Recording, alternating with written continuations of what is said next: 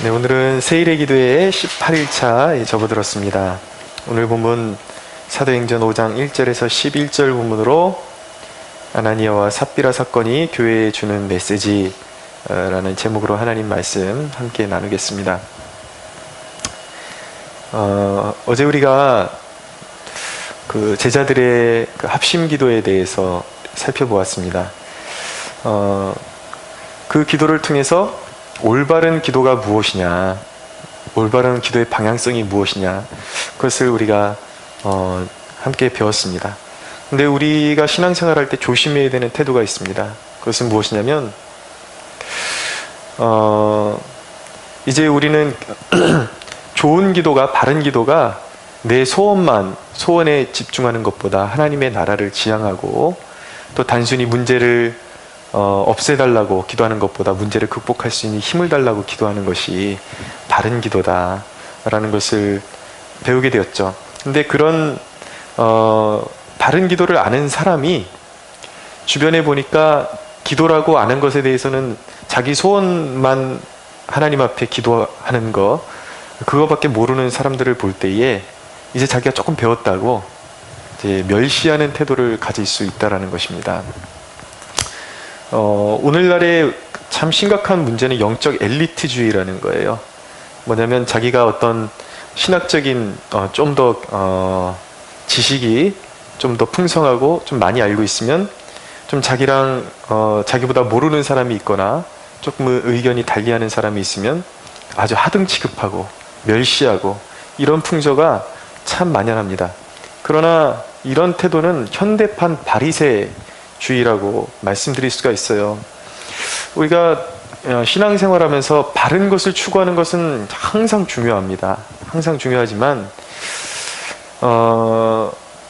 그렇지만 우리가 깨달아야 하는 사실은, 영적으로 나보다 지식이 부족한 사람이 오히려 영적으로 가만히 보면은 하나님과는 더 친밀할 수 있다라는 것을 우리가 알아야 합니다.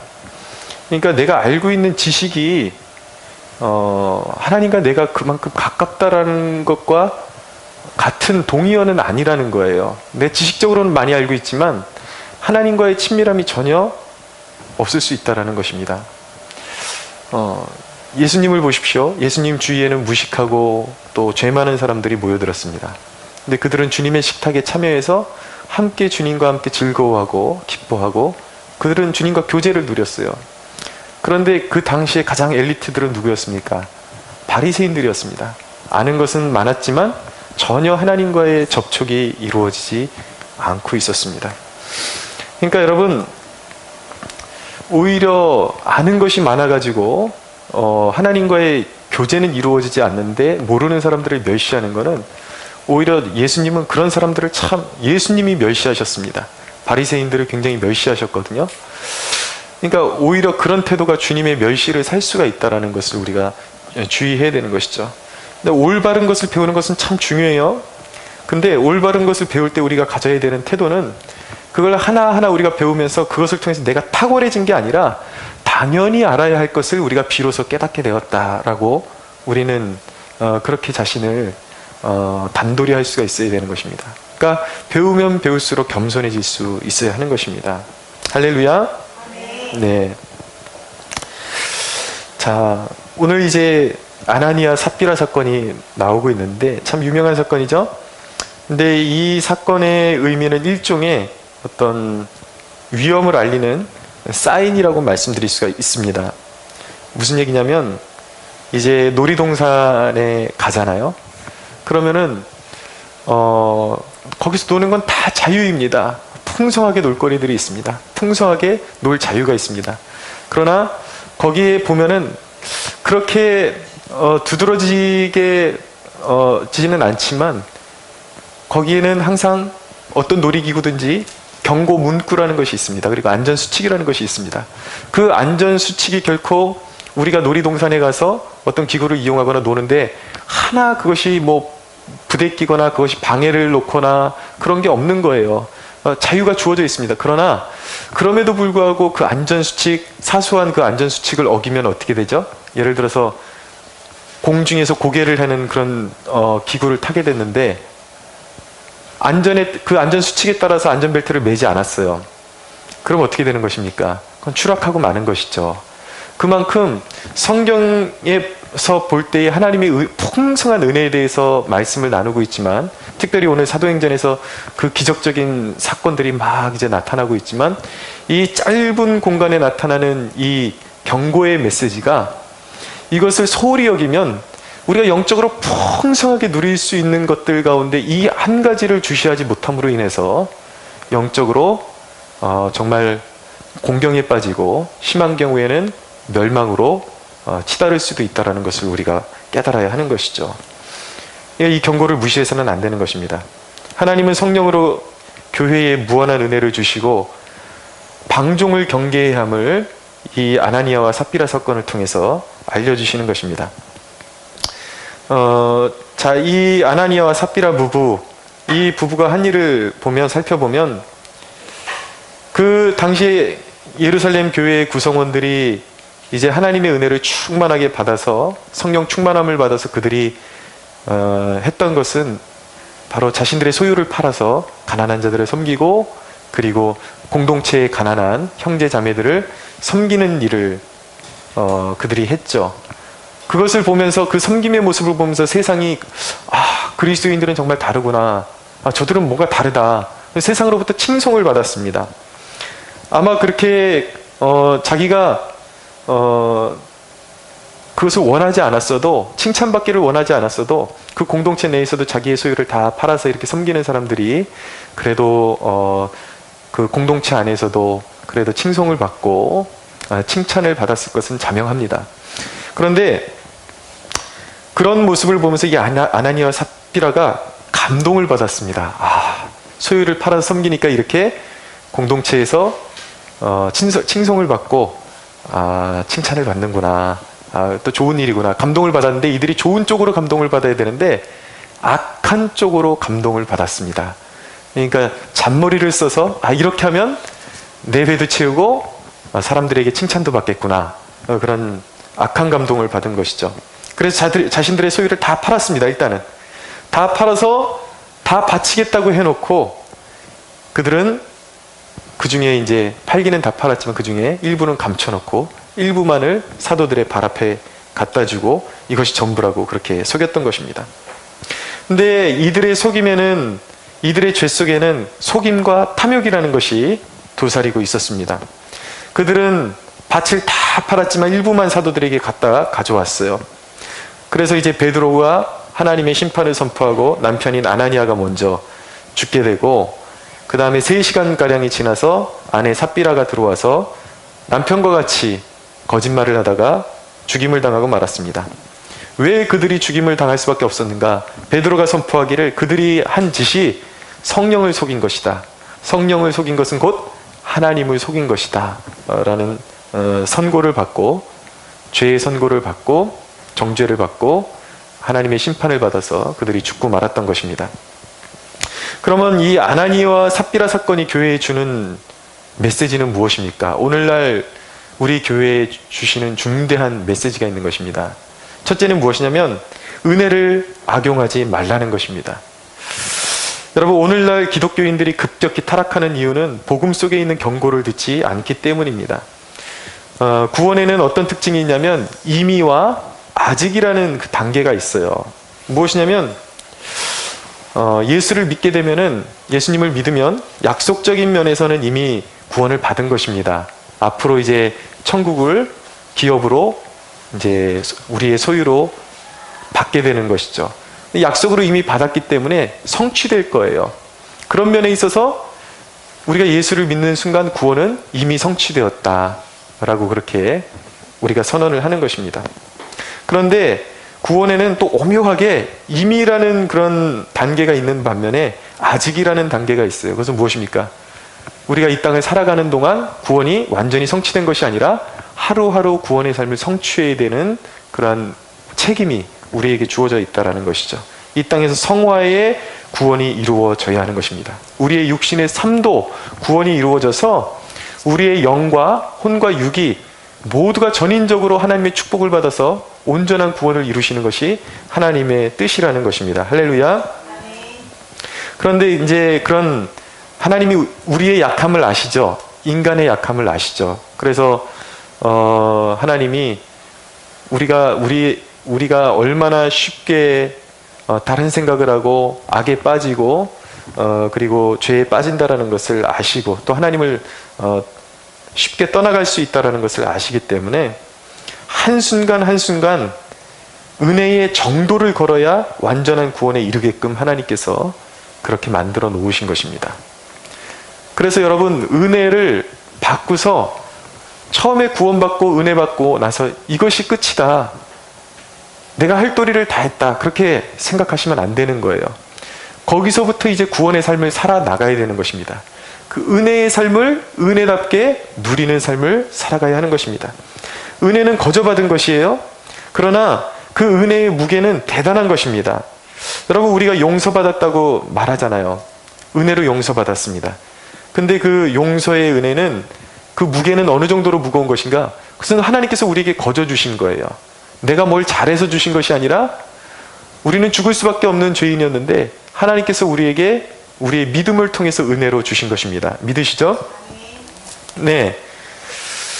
근데 그 용서의 은혜는 값없이 주신 것이긴 하지만 그것은 주님의 피값으로 주신 것입니다. 그러니까 우리가 거저 받았다고 해서 그게 그냥 가치 없는 것이 아니라 엄청난 무게감을 가지고 있는 은혜라는 것이죠. 예수님의 피값이라는 거예요. 우리가 받은 은혜는 그만큼 무겁다라는 것입니다. 여러분, 근데 주님께서 그 엄청난 대가를 치르시고 우리에게 은혜를 주셨을 때에 우리에게 바라는 것이 있지 않겠습니까? 무엇을 바라시겠습니까? 은혜에 합당한 삶을 살아가기를 원하시겠죠. 여러분, 거렁뱅이에게 어떤 큰 부자가 이젠 그렇게 더 이상 살지 말고 이젠 새 집을 사서 그런 이제 더러운 삶, 그런 것들 이제 다 청산하고 이제는 옷도 새로 사 입고 내가 돈 줄 테니까, 충분하게 줄 테니까 이제 삶을 바꿔라 라고 그렇게 호의를 베풀어 줬어요. 그렇게 돈을 줬는데 집도 사지도 않고 옷도 갈아입지도 않고 그대로 더러운 옷 입고 다니고 그것을 술 다 마시고 탕진해버리고 해롱해롱 거리고 산다 그러면 여러분, 그 돈을 준 사람 입장에서는 어떤 생각이 들겠습니까? 너무나도 괘씸한 거죠. 정말 그렇게 괘씸할 수가 없을 것입니다. 여러분, 우리가 살아가야 되는 이유, 이제 은혜 받은 자로서 살아가야 되는 이유는 무엇이냐면, 은혜 받았기 때문에, 나는 용서 안 받았기 때문에, 정죄함 없기 때문에 내 뜻대로 내 마음대로 살아도 된다가 아니라 이제는 그리스도께 메인 존재가 되어서 그리스도를 위해서 살도록 요구받는 것입니다. 고린도후서 5장 15절에 보면 그가 모든 사람을 위하여 대신하여 죽으심은 살아있는 자들로 하여금 다시는 그들 자신을 위하여 살지 않고 오직 그들을 대신하여 죽었다가 다시 살아나신 이를 위하여 살게 하려 함이라 라고 말씀하고 있습니다. 예수님이 왜 죽으셨어요? 우리를 죄에서 피값으로 사서 올리신 거예요. 하나님의 자녀로 사서 올리신 것입니다. 왜 사서 올리셨어요? 이제는 마귀와 죄의 종로를 타는 것이 아니라 의의 종로를 타고 그리고 자신의 종으로 삼으시기 위해서 가장 선하시고 의로우신 분 예수 그리스도의 종으로 살아가라고 우리를 부르신 줄로 믿습니다. 근데 아나니아와 삽비라의 중대한 잘못은 무엇이었습니까? 하나님께 받은 은혜를 거짓으로 바꿔버렸어요. 그들이 받은 은혜는 그만큼 성결하고 하나님의 놀라운 은혜였고 풍성한 은혜였는데 그것은 거짓이 없는 은혜였는데 그들은 그 은혜를 악으로 갚았습니다. 거짓으로 갚았어요.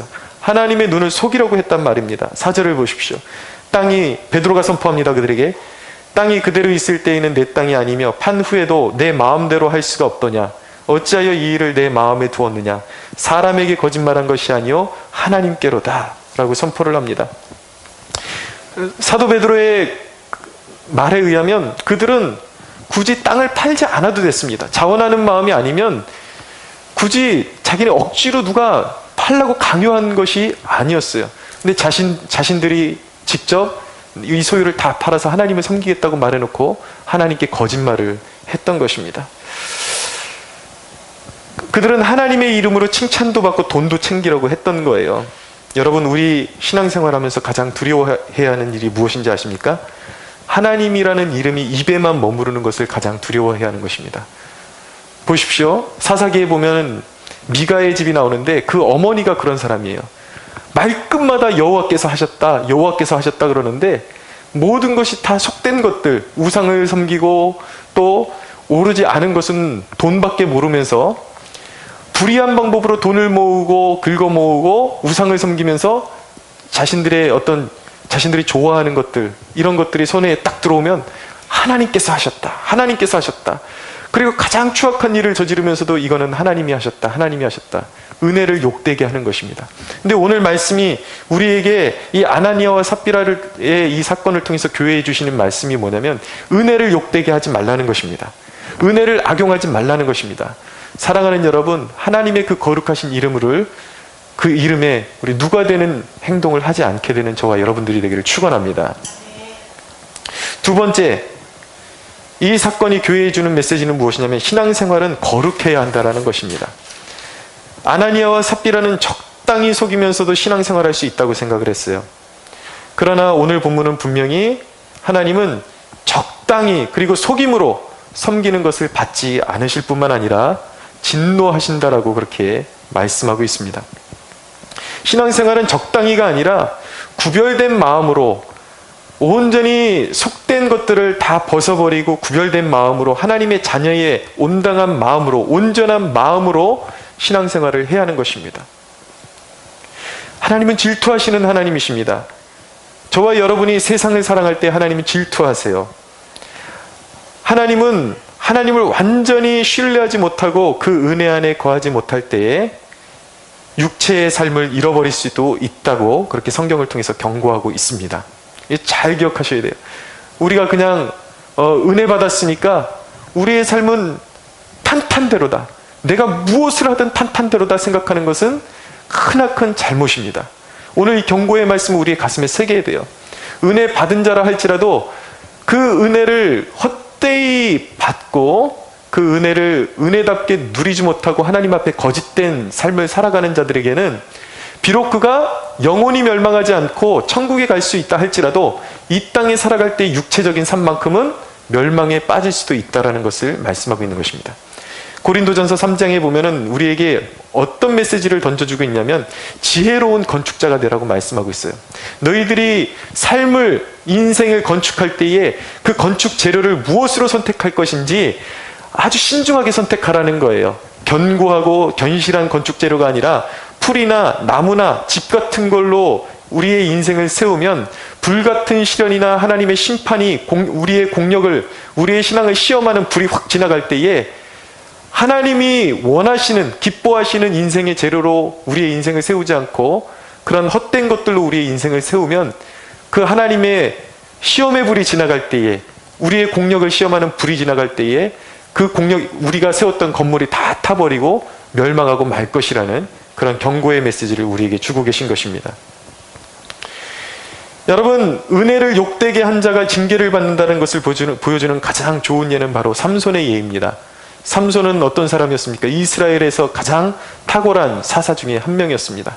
그는 나실인이었습니다. 하나님의 성령으로 충만한 사람이었습니다.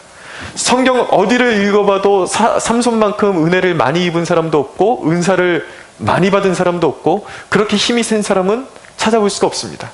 그런데 그는 그렇게 은혜를 받았음에도 불구하고, 성령의 충만한 은혜를 받았음에도 불구하고 하나님이 은혜를 주실 때 자신을 잘 관리했어야 되는데 창녀와 노란하고 계속 음란한 것들을 찾아다니고 하나님의 경고를 무시하고 계속해서 육체의 만족을 위해서 살았을 때에 그가 종국에는 어떻게 되었습니까? 들릴라라는 여인에게 속아서 결국은 머리가 밀리게 되고 결국은 블레셋인들에게 잡혀가지고 눈이 뽑히게 되고 그들에게 조롱거리가 되는 그런 신세가 되고 말았던 것입니다. 아무리 하나님의 사랑받는 자녀라 할지라도 하나님께서 이미 우리에게 피하라고 말씀하신 죄를 피하지 않고 우리에게 경고하신 것들을 새겨듣지 않고 우리가 죄 가운데 뒹굴고 방탕하게 살아가면 우리의 육신의 삶이 망할 수도 있다는 거, 이거 새겨들어야 하는 것입니다. 믿으십니까? 여러분, 언젠가 제가 11조 설교에 대해서 한 적이 있는데 그 설교를 들으시고 어떤 분이 그러시더라고요. 11조는 은혜 아닙니까? 은혜, 내게 주신 은혜를 하나님께 표현하는 것이 11조인데 목사님은 11조를 안 하면 하나님의 징계를 받을 수도 있다라는 식으로 말씀하셨는데 그건 잘못된 설교 아닙니까? 그렇게 반문하신 분이 있었어요. 그러니까 하나님 앞에 물질적으로 투명하게 하지 않았을 때, 하나님 앞에 물질을 정직하게 드리지 않았을 때에 하나님께서 그것을 취해 가실 수도 있다라는 그런 취지로 제가 말씀드린 적이 있는데, 그것을 잘못됐다라고 그렇게 판단하시는 분이 있었습니다. 근데 여러분, 맞습니다. 근데 은혜라는 것을 우리가 이해할 때 그냥 하나님이 모든 것을 용납하신다라는 것을 은혜요, 하나님의 사랑이라고 이해하는 것은 그 은혜를 아주 너무나도 짧게 보는 오류를 범하는 것이죠. 여러분, 자식이 내가 정말 사랑하기 때문에 자식이 그 길이 아닌데 자꾸 고집하고 그렇게 하면 절대 안 되는데 오히려 망하는 길인데 자식이 자꾸 그거를 고집하려고 그래요. 그럼 부모가 사랑하기 때문에 그에게 어떤 행동을 취합니까? 징계를 주잖아요. 경고를 주고 징계를 주는 것이죠. 왜 하나님께서 물질 생활에 있어서도 하나님 앞에 온전히 헌신되지 못하고 불투명하고 하나님을 속이려고 할 때 그것을 취해갈 수 있는가? 왜냐하면 물질은 하나님께서 주시는 것이고 하나님은 하나님의 자녀들이 정말 메마른 삶, 허덕이는 삶을 살기를 원하지 않았어요. 그래서 항상 그 물질의 신앙의 고백을 통해서 내가 너의 물질의 주권자다라는 것을 알려주기를 원하신다고요. 내가 너에게 부족함이 없는 목자다라는 것을 알려주기를 원하시는데, 그것을 믿지 못하고 속일 때에 그 자녀를 하나님이 너무 사랑하시기 때문에 하나님께서 능히 그를 징계하실 수도 있다라는 것이죠. 물질을 취해갈 수도 있다라는 거예요. 그래서 이해하셔야 되는 것입니다. 할렐루야. 사랑하기 때문에 징계가 올 수 있다라는 거예요.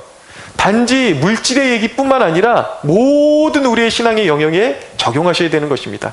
하나님이 우리를 사랑하시기 때문에 그 은혜를 은혜답게 우리가 누리지 못하고 활용하지 못할 때 하나님께서는 우리에게 징계로 하나님께서 역사하실 수 있다는 것을 우리가 두려워해야 된다는 것이죠. 여러분, 아주 일상적인 멸망도 있다라는 것을 기억해야 하는 것입니다. 어느 순간 살다가 하나님 앞에 크게 잘못해갖고 확 인생이 망해먹고 크게 어떤 사건을 당하고 멸망하는 것도 멸망하는 것이지만, 우리가 살아가면서 정말 조심해야 되는 것이 무엇이냐면 아주 자연스럽게 멸망의 길로 가는 길도 있다라는 거예요. 무슨 말씀입니까? 어떤 사람들은 직분을 사모하지 않습니다. 물론 직분이 남발되는 것, 직분을 잘 감당하지도 못하면서 직분자가 되겠다고 나서는 것도 문제가 되겠지만, 어떤 사람은 선한 직분을 사모하지 않습니다. 내가 이 직분을 사모하고 내가 정말 하나님의 교회에 유익이 되고 하나님 나라를 확장시켜 나가는 그런 일꾼으로 쓰임받고 싶습니다라는 그러한 간절함과 그런 소망을 갖지 않는 사람들이 있습니다. 그들의 소망은 무엇인가? 나는 그런 거 갖기 싫다라는 거예요. 나는 그냥 평범하게 세상 사람들처럼 살아가면서 그냥 주일날 교회 나가서 그냥 예배드리고 내 할도리만 다 하겠다라는 것이죠. 그런데 그들의 삶은 세상 사람들과 동일한 일상을 살아가는 것입니다. 아무것도 다른 것이 없는 것이죠. 그러니까 사모함이 없으니까, 하나님께 쓰임받고 싶다라는 사모함이 없으니까 그냥 세상 사람들과 같이 하루하루 먹고 자고 돈 벌고 그러다가 호련히 죽음을 맞이하게 되고 인생 가운데 하나님 앞에 한 번도 제대로 쓰임받지 못하고 자기의 인생을 소진해버리게 되는 그런 인생이 있다는 것이죠. 근데 여러분, 이런 인생이 얼마나 우리 주위에 많습니까? 수많은 사람들이 이런 식으로 살아가지 않습니까? 사모함이 없이 살아가다가 호련히 멸망의 길로 걸어가 버리는 사람들. 여러분, 이것은 영광스러운 죽음이 아니라 멸망하는 것과 매 한 가지인 것입니다. 여러분, 우리가 기억해야 되는 것은 하나님은 속지 않으십니다. 믿으십시오. 절대 속지 않으십니다. 여러분의 삶이 완전히 구별되기를 원하고 하나님을 섬기되 거짓으로 섬기는 것이 아니라 진실된 마음으로, 구별된 마음으로, 온전한 순종의 마음으로 하나님을 섬기기를 원하십니다. 할렐루야. 세 번째로 이 사건이 교회에 주시는 메시지는 무엇이냐면, 이 사건은 옛날 이야기가 아니라는 강력한 촉구를 오늘 우리 시대의 교회에 주고 있는 것입니다. 많은 사람들이 이 본문이 초대교회의 특별한 케이스로 지나간 사건으로 오해하기가 쉽습니다. 2000년 전의 교회에는 이런 무서운 사건이 있었구나. 이렇게 특별한 사건이 있었구나. 그러나 오늘날에 이것이 우리랑 무슨 상관인가? 라고 그렇게 생각하기 쉽습니다. 어떤 사람은 그렇게 생각할 수 있습니다. 나는 헌금을 띄어먹어도, 주의를 잘 지키지 않아도, 날마다 술 마시고 음란한 영상에 빠져 있어도 나는 괜찮다라는 거예요.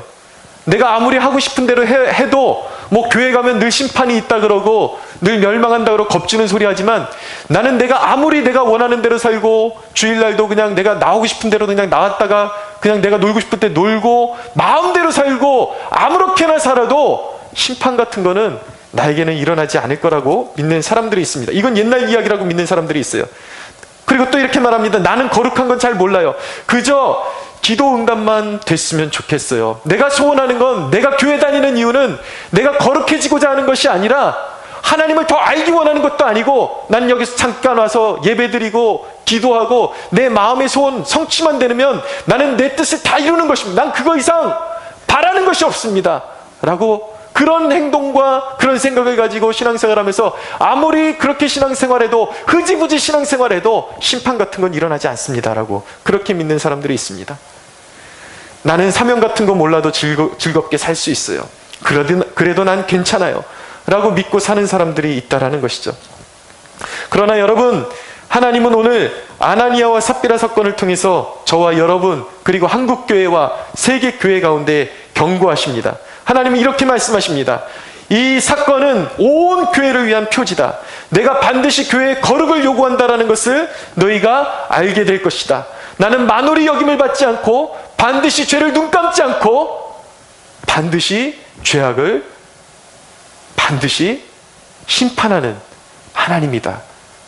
하나님께서 오늘 한국교회와 저와 여러분에게 이것을 선포하기를 원하신다는 것을 우리는 깨달아야 하는 것입니다. 여러분, 정말 심판이 없는 것일까요? 어떤 사람들은 아무리 내가 원하는 대로 살아도 뭐 그런 거 나는 못 느끼겠어요, 없어요 그러는데, 시기의 차이일 뿐인 것입니다. 디모데전서 5장 24절에 보면 이렇게 말씀합니다. 어떤 사람들의 죄는 밝히 드러나 먼저 심판에 나아가고 어떤 사람들의 죄는 그 뒤를 따르니 라고 말씀합니다. 하나님께서 그 주권하에 어떤 사람이 잘못하면 어떤 사람은 바로 직결 심판하시는 경우가 있어요. 근데 어떤 사람은 계속 두고 보시는데 나중에 가서 한꺼번에 청산하시는 사람들이 있습니다. 근데 여러분, 정말 무서운 게 뭔지 아십니까?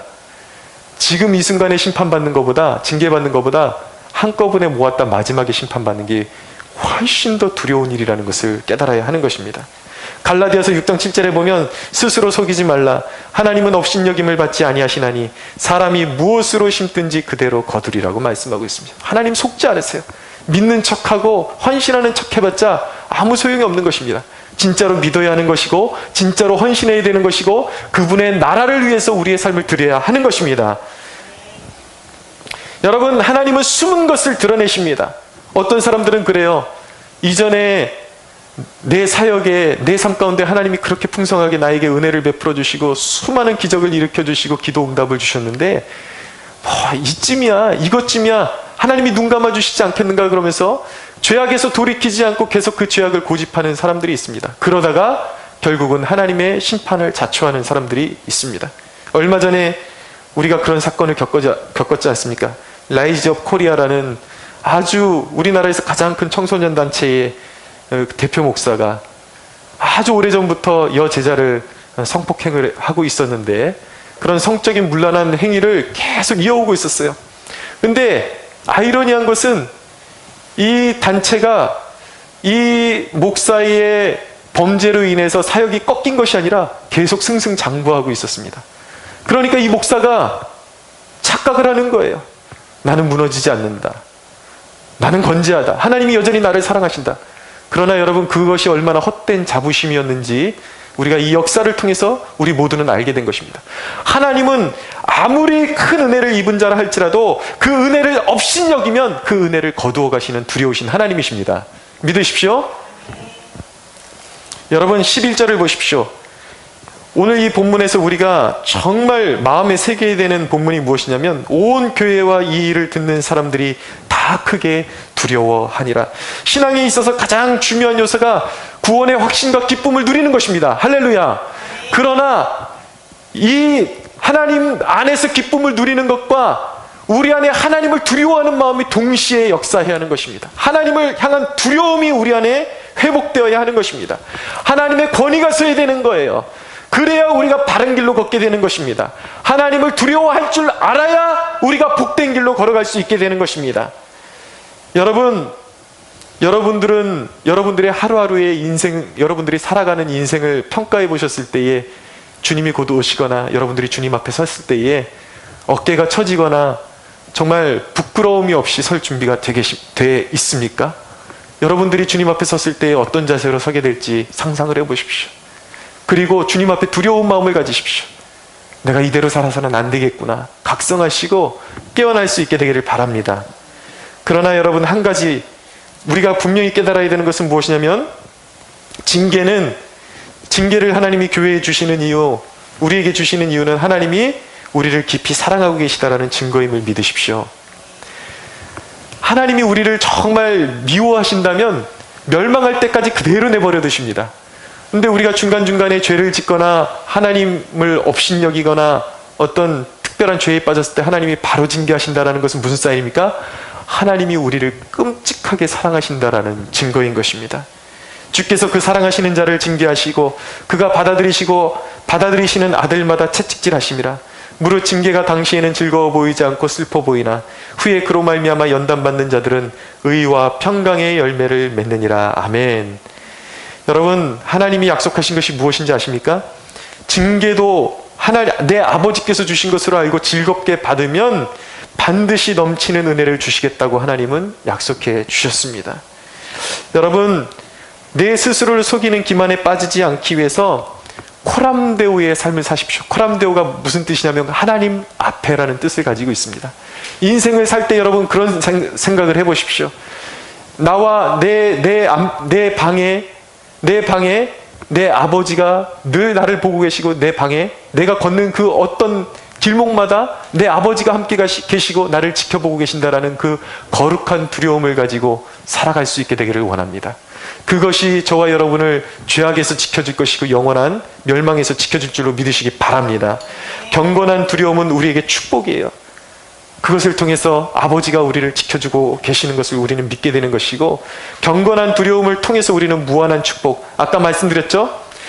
놀이동산에 가서 그 안전수칙만 잘 지키면 그것이 우리를 올가매는 것이 아니라 무한한 즐거움이 더욱더 우리를 즐겁게 해주는 것입니다. 마찬가지로 신앙도 마찬가지예요. 불편해 보이지만 우리가 아버지의 뜻에 순종하고 하나님의 말씀에 그대로 순종하고 경건한 두려움을 가지고 하나님께 순종하면 그 작은 절제를 통해서 하나님께서 주시는 무한한 축복을 우리가 누릴 수 있다는 것을 믿고 신뢰할 수 있는 저와 여러분들이 되기를 원합니다. 우리 하나님께 영광의 박수 올려드리겠습니다.